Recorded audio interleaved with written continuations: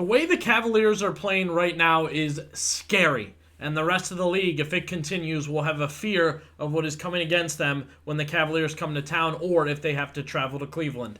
Hey everybody, Billy BB back with you as the Cavaliers are off to a hot start to the season. We are going to discuss that. We're going to discuss something we saw that the rest of the NBA absolutely needs to be worried about and some things the Cavaliers may need to be worried about. Just 3 games in, but a lot to talk about with the Cavaliers. And we are talking Cavaliers here on Cavs Digest, so be sure to subscribe. Drop down in the comments. Let us know if you agree. Gas players up, hype guys up. Let them know what's going on in your head and what you saw in the game. I know people disagree. I saw this. I saw that. Fine.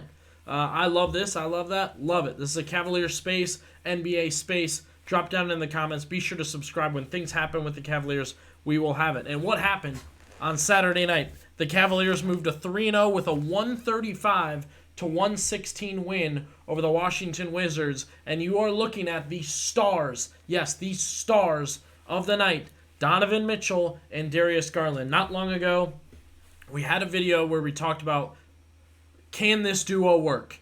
Can these guys make it happen? What will happen for the Cavaliers if they can get going? What will happen if they don't get going? Well, as they move to 3-0, and yes, I bashed Darius Garland after the first game because honestly, he just really was not that great, but third game of the season, 3-0. These numbers, electric numbers.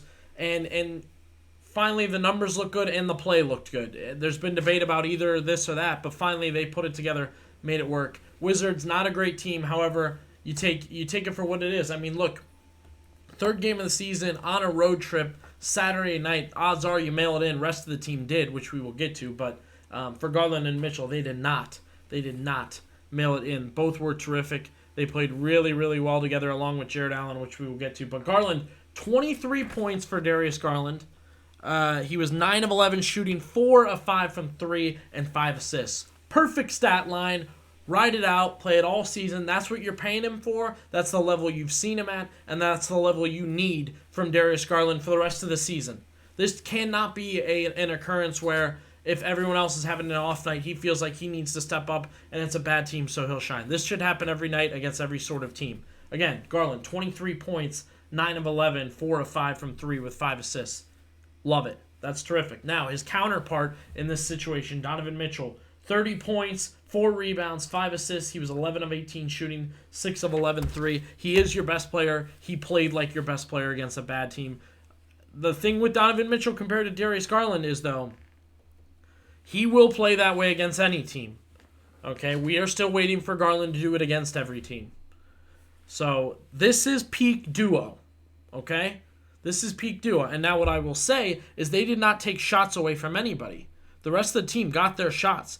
Specifically, Evan Mobley, who I'll pull the stats back up here in a second, got his shots in this situation. And the Cavaliers had a great game anyway, but it could have been way, way better. And again, before we get to Mobley, Jarrett Allen was awesome. Jarrett Allen was so good in this game. Again, a bad team, but Allen, with everybody else getting their shots, playing really well. Jarrett Allen, 23 points and 5 rebounds, 10 of 10. He was 10 of 10. Don't care if it's on the inside. Didn't have a miss. Didn't have a bad layup. Didn't have a missed jumper. Anything. He was 10 of 10 down low. Evan Mobley got his shots. He had 13 shots. He was 4 of 13, 0 of 2 from 3. Just a bad night. Just a bad night. Odds are in another game, if those guys can all go off, he'll get a little more, and it'll be the thing we're talking about where the league should be scared of this big four when Mobley can finally get it going. And like I said, other guys got their opportunities. George Niang was terrible, 1 of 7, 1 of 6 from 3. Sam Merrill was okay. And, again, some other guys were good. Karis LeVert was 3 of 4 and 2 of 2 from 3. Ty Jerome continues to play really well. 4 of 6 and 1 of 1 from 3. So you love to see that. And again, this team continues to mesh, gel. Kenny Atkinson is figuring out minutes.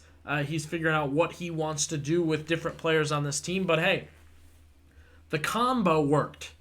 That's peak Garland Mitchell with a little bit of Allen sprinkled in. And Mobley could have had a big night. But if we think about can this duo work, that's what we're talking about with that duo. Garland, 23 points, 4 of 5 from 3, 9 of 11. Mitchell, 30 points, 4 rebounds, 5 assists. Garland with 5 assists. And again, Jarrett Allen, 23 points, 5 rebounds. He was 10 of 10 from the field. This is peak duo that we have discussed. You need a little more from different guys. Again, the George Niang experiment in Cleveland has been terrible. If they make any sort of trade, I hope they pair him in any sort of trade. And again, Jalen Tyson continues to do okay. He'll need to fight for his minutes throughout the season, and the Cavaliers need a backup big. Tristan Thompson played 5 minutes in this game. Just a note going forward. The Cavs need a backup big. Now, moving on. The Cavs as a team this season. Great stuff. 3-0 like we talked about, which everybody's excited about. First time, we talked historically, I thought and noted that it was the first time in team history that the Cavaliers had 4 top 100 players. Well, they broke another piece of history here. If you want to count, this is official history. The Cavs have won 3 straight games by double-digit points to open the season for the first time in franchise history. They won by 30, 12, and 19. 30 on opening night, I almost forget about, was wild. Very, very cool to see. And again, this style of play so far is really, really impressive stuff. First time in franchise history they've won by double digits to open the season. Not the toughest of schedules, I would say. You know, you get the Raptors, Detroit, and the Wizards. Very easy. All those teams don't appear to be playoff teams, but this style of play, especially with those 2 guys going, is terrific and is very fun. Now, you want to know about, are they legit? Is that double-digit streak going to continue? Is the Atkinson part of this going to keep going, going to keep working? Well, good opportunity coming up. The Cavaliers at the Knicks, Monday night, 7:30, they will play the Knicks. So, obviously, the Knicks look okay to start the season, not their best, but hey, that's the team you're constantly being compared to. That's the Donovan Mitchell, Jalen Brunson comparison we constantly see, so that's a good measuring stick there. Wednesday, Bronny James is in town. Funny how we say Bronny, not LeBron anymore. 3-0 Lakers. It's the 3-0 Lakers. They're playing very well under their new head coach, J.J. Redick. That's on Wednesday. So Monday, Wednesday, Friday, you get the Knicks, the Lakers, and Friday is the Magic. So you will play a tough Orlando team.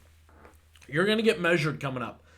I hope the Cavs had fun and figured some things out in those opening 3 games, because what's coming is going to be very difficult. I look after that. Saturday is the Bucks and Monday is the Bucks. So they'll go to Milwaukee, then home for Milwaukee. So no break, really, for this team. They will have to figure things out, and we will break it down here on Cavs Digest. Be sure to subscribe.